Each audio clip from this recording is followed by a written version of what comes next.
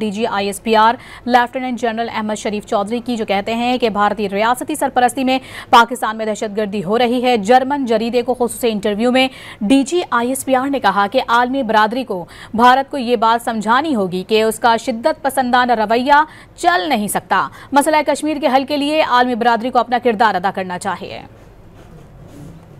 As Pakistan is concerned, the important, the substantive part in view is that whether we would like to engage with the Indians or not. Pakistan believes that there's always that the issues needs resolution, and it's very important that the international players, especially players like USA, they must intervene and they need to come and resolve the issues like which are the enduring reasons of the conflict that is going on. Because on 10th of May.